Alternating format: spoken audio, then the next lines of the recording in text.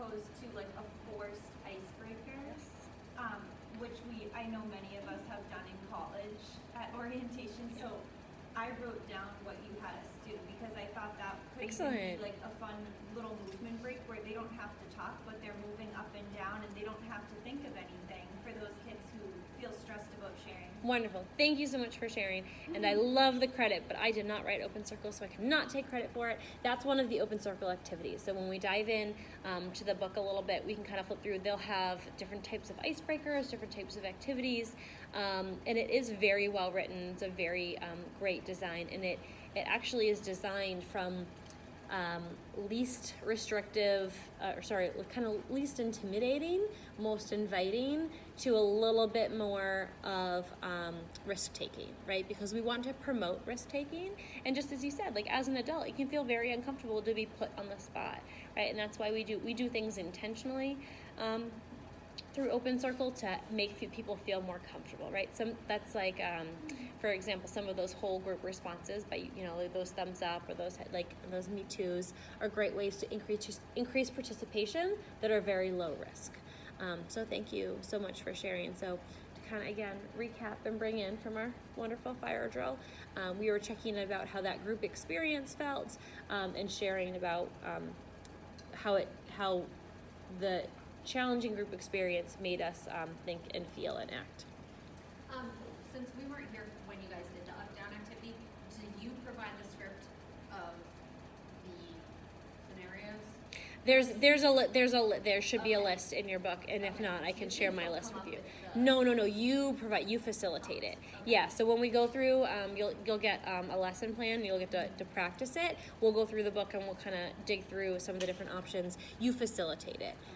It's literally the only thing they have to do is stand up, sit down. There's no talking, it's a very safe, low risk activity. Thanks for your question. Anybody else thinking about that group experience and how it made us feel? I know it's tough to kind of get back in that mindset. Remember we shared that Ellison and Colleen shared that they had very different group experiences, but they had similar feelings, right? They felt unsure of themselves. And what was the other adjective you used? It was unsure and broke down. That's right. Thank you. Anyone else can kind of get us into that mindset? All right. Thank you so much for sharing. So we're going to talk a little bit about this theory. So I'd like to introduce to you a theory based on the work of Alfred Adler and Rudolf Dreikes. And it was adapted by Amy Liu and Betty Lou Bettner, better known as the Crucial C's. This theory is a way of understanding how our beliefs about ourselves and others may impact our behavior. The Crucial C theory suggests that we, all learners, both children and adults, have some basic needs that we need to move towards in order to get our needs met one way or another. So this is also a poster that you all will have in your little swag bags that you're getting. We're kind of adding to our little poster collection. So the Crucial C's, as you can see, is the ability to connect. So that belief that I belong, right? So when you're in that group think mindset, that belief that you belong. Capable, to believe that I can do it, right? That I'm an important member of this group and I'm able to participate. That I count, the belief that I matter, as well as courage, the belief that I can handle what comes. So when we're thinking about these Crucial C's and how that affects our behavior and our thoughts about ourselves, as well as our thoughts about the group, those positive or negative group experiences can really derive of having these C's.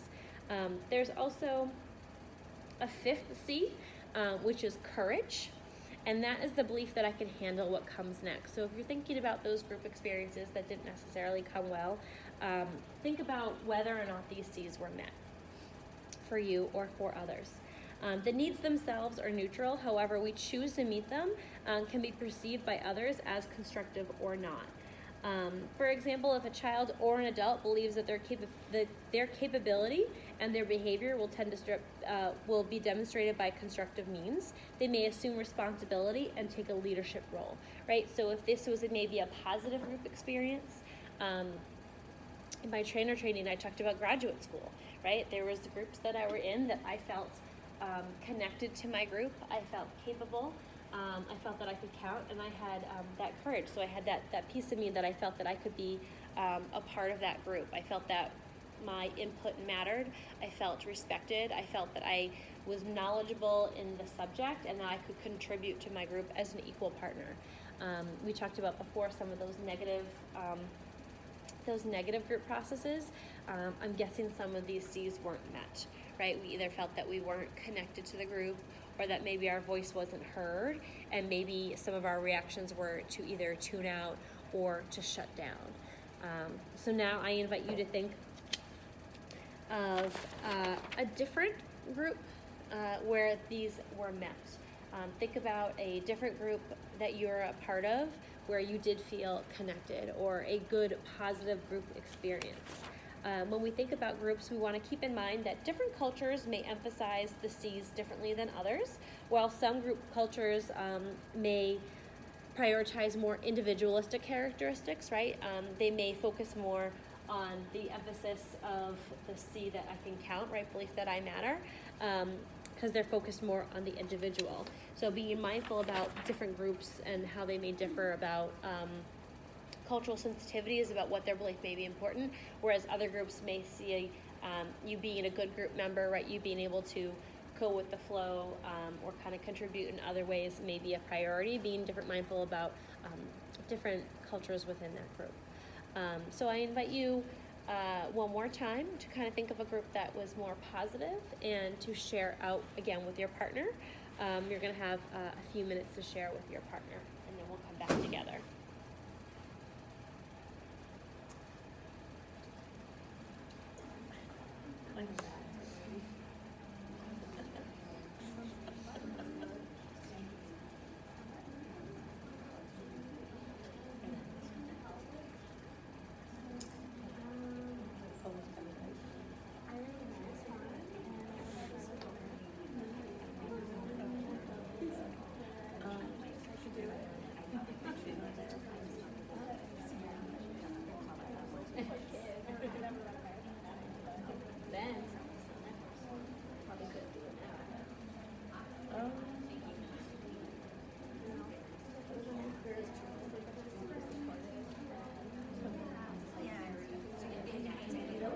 Thinking about it, because it's crazy, like being a bridesmaid and like having like the right going out with it, like it wasn't that, like definitely didn't feel like connected. And then the wedding is before, like all my friends felt connected.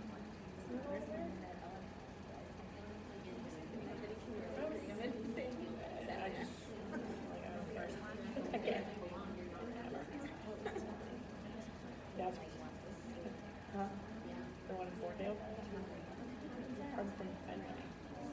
And so one of my other friends was in the wedding, but all the rest like I didn't really know. It was fine, but but like what about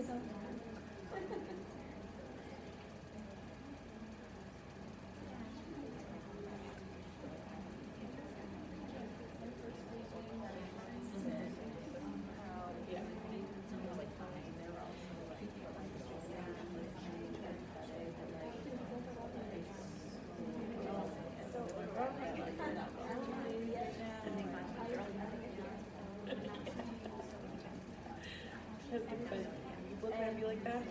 You don't want to like introduce people that come in the classroom, be like, I and what they're here. Yeah, yesterday. Maybe I know their birthday, I don't remember their birthday. Yeah, right.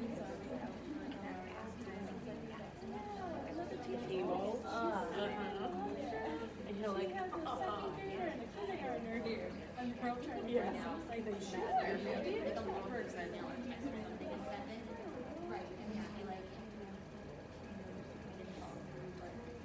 We have about 2 more minutes to continue sharing with our group.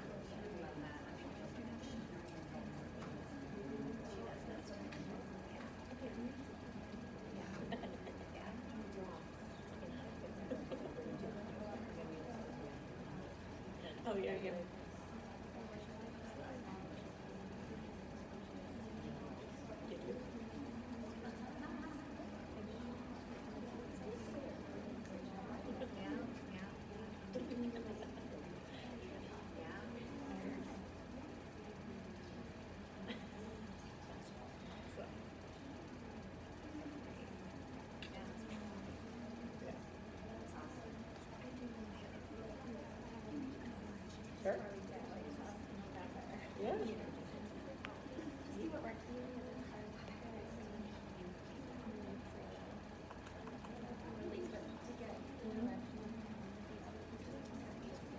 Yeah, I'm a big advocate. definitely. I mean, you're not gonna get everything done. It's just impossible. I mean, you're not, At the end of the day, like, you're not gonna do all that. It's just not. And you have to be okay with that. like,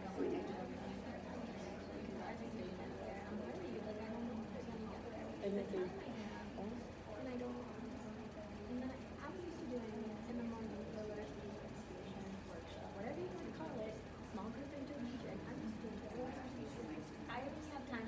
oh yeah. Yeah, so then. We go somewhere for 15 minutes, clean up and all eat snacks. I'm like, that's Oh man, then you go to one, and then the next day they go to the other one, and then the next day it's big part. It's not gonna work. I'm just like teaching about something, and everything that we're doing in the classroom is not working. Actually,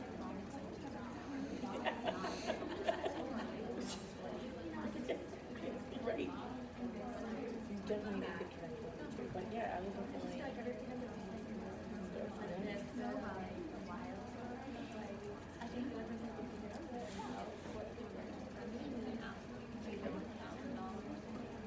See, I think the first thing you need to do is realize it. Wrap up our final thoughts. Thank you so much. So when we're thinking about that crucial C theory, this is foundational to the work of Open Circle. The reason why is because Amy Lou feels that there's a lot of sets of skills that are important to have in order to get these needs met in constructive ways, right? We're thinking about our behaviors. Open Circle is about teaching these skills within a safe context so that we can communicate effectively in order to connect in positive ways.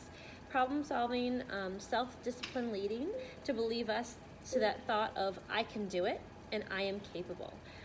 The belief that we count and make a difference helps us develop a willingness to assume responsibility, along with developing a sense of good judgment to use our courage wisely and safely.